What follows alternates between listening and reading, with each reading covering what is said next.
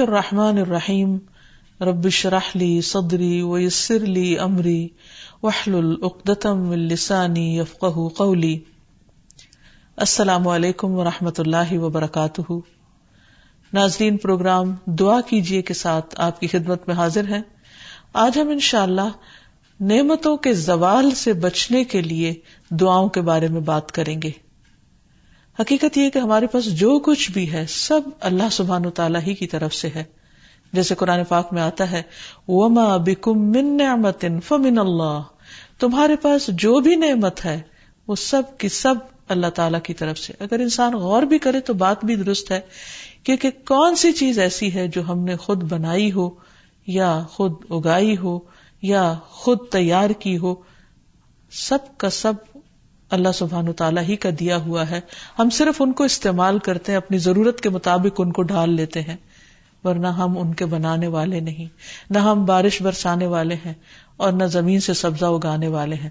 اگر اللہ تعالیٰ بارشوں کو روک لے تو کون بارش برسا سکتا ہے؟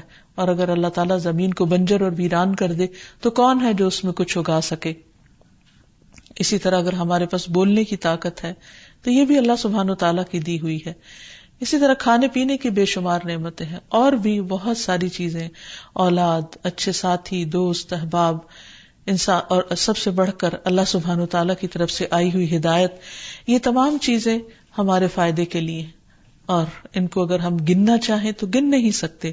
وَإِن تَعُدُّوا نِعْمَةَ اللَّهِ لَا تُحْصُوهَا، اگر تم اللہ کی نعمتوں کو شمار کرنا چاہو، گننا چاہو تو گن نہیں پاؤ گے. اور یہ ایک بالکل سچی بات ہے.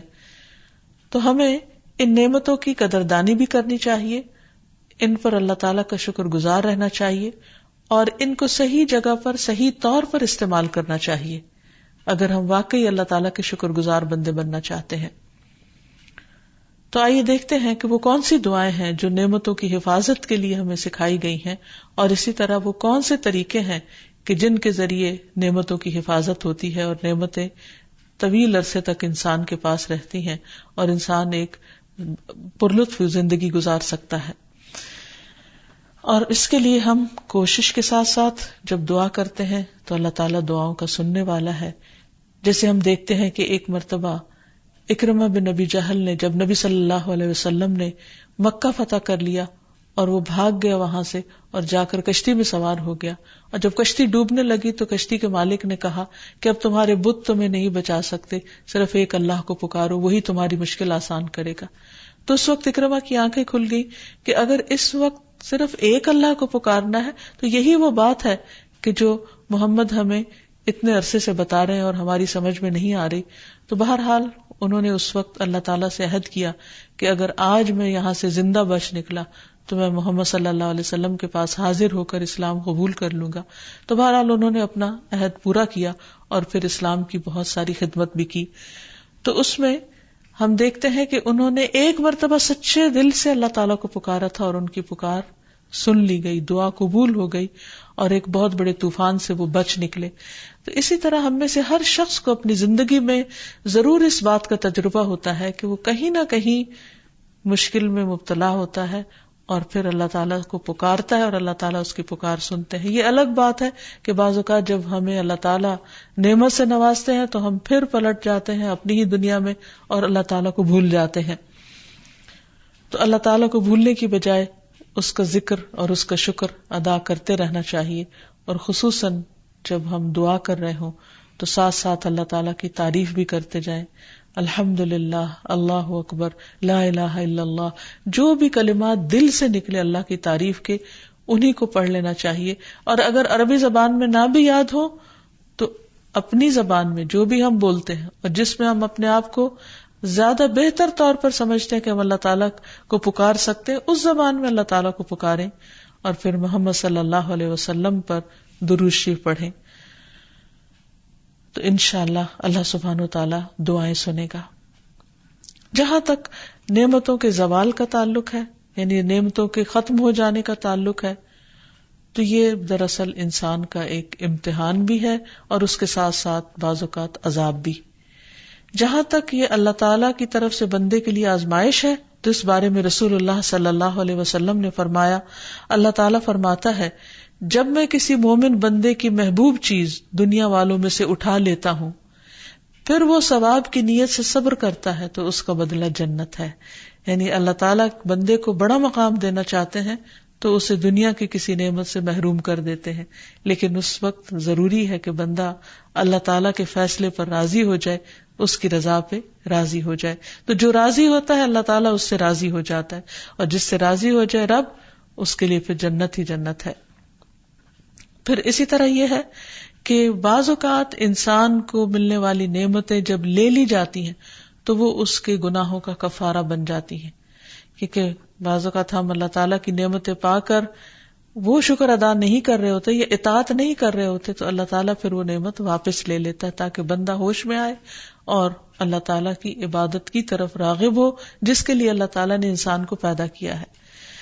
پھر اسی طرح یہ ہے کہ بعض آزمائشوں پر صبر بہت بڑے اجر کا باعث بنتا ہے جو عام طور پر انسان نہیں کر سکتا یا عام طور پر اتنا بڑا اجر حاصل نہیں کر سکتا.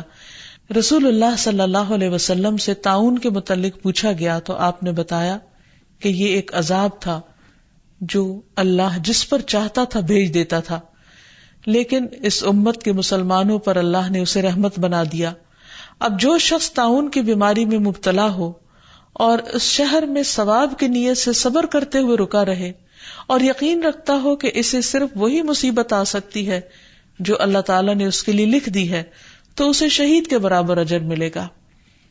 پھر اسی طرح ایمان والوں کے لیے، صبر کرنے والوں کے لیے نعمتوں کا جانا، تکلیفوں کا آنا، بیماریوں کا آنا جہاں بہت بڑے اجر اور ثواب کی بات ہے، وہاں اللہ کے نافرمانوں کے لیے یہ عذاب بھی ہے. کیونکہ فرق یہیں سے پتہ چلے گا کہ کون سی مصیبت کس کے لیے رحمت ہے اور کس کے لیے عذاب ہے، کہ جو آزمائش میں پڑنے کے بعد اللہ تعالیٰ کے قریب ہو جائے، اللہ تعالیٰ کی طرف جھک جائے، اللہ سے دعائیں مانگنے لگے، اپنے اعمال کی اصلاح کر لے، اس کے لیے آزمائش ایک نعمت ہے. یعنی اس کے لیے نعمت کا جانا بھی ایک نعمت ہے.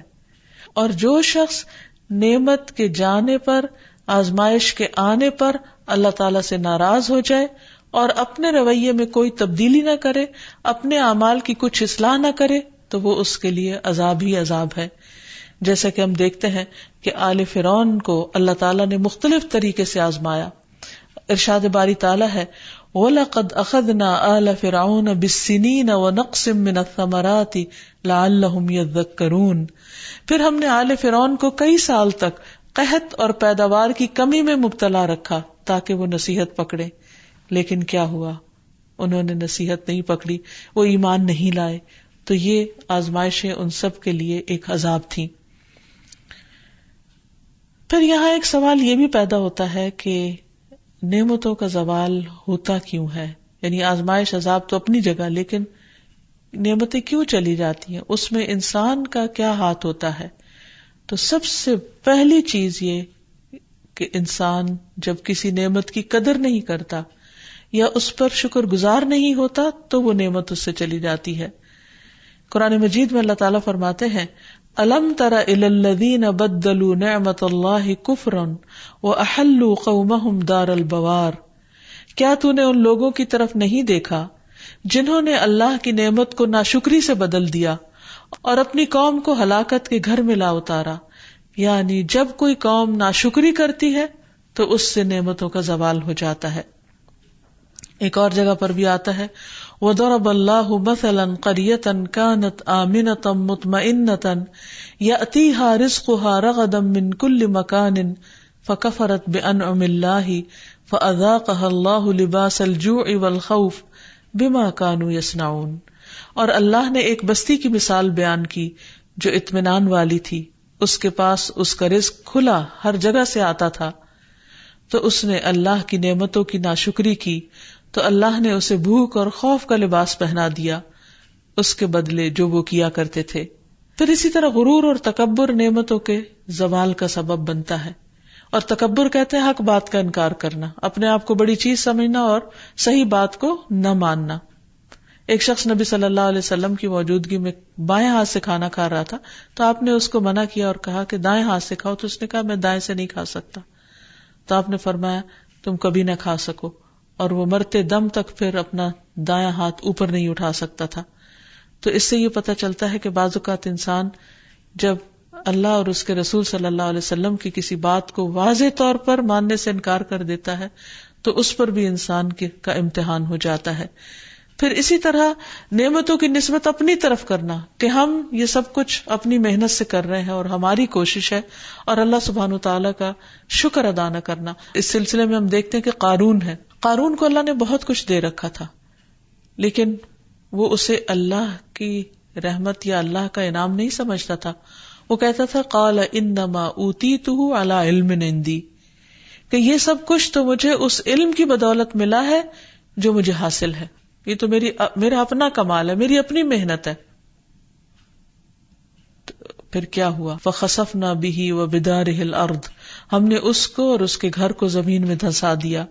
فما کان لہ من فئۃ ینصرونہ من دون اللہ وما کان من المنتصرین، تو ہم نے اسے اور اس کے گھر کو زمین میں دھسا دیا، پھر نہ اس کے لیے کوئی جماعت تھی جو اللہ کے مقابلے میں اس کی کوئی مدد کرتی، اور نہ وہ اپنا بچاؤ کرنے والوں میں سے تھا. پھر اسی طرح نعمتوں کے زوال کا ایک سبب نعمتوں کو غیر اللہ کی طرف منسوب کرنا، یعنی دوسروں کو اس کا سبب بتانا اور اللہ تعالیٰ سے دھیان ہٹ جانا اور اللہ کو یاد نہ کرنا اور اس کا شکر ادا نہ کرنا. اسی طرح نعمت کو استعمال نہ کرنا، وہ بھی نعمت میں کمی کر دیتا ہے.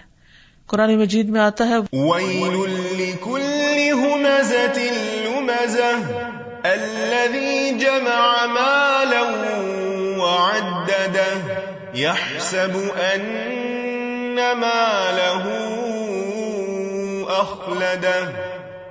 بڑی ہلاکت ہے بہت تانا دینے والے اور بہت عیب لگانے والے کے لیے وہ جس نے مال جمع کیا اور اسے گن گن کر رکھا. وہ گمان کرتا ہے کہ بے شک اس کا مال اسے ہمیشہ زندہ رکھے گا، یعنی مال کی وجہ سے اس کی شہرت ہوگی. تو جب ایک انسان کو اللہ مال دیتا ہے تو اس کے لیے لازم ہے کہ وہ اس کو اپنی ذات پر بھی خرچ کرے، اپنے گھر والوں پر بھی کرے، اور غریبوں، مسکینوں، یتیموں وغیرہ کا حصہ بھی اس میں سے نکالے.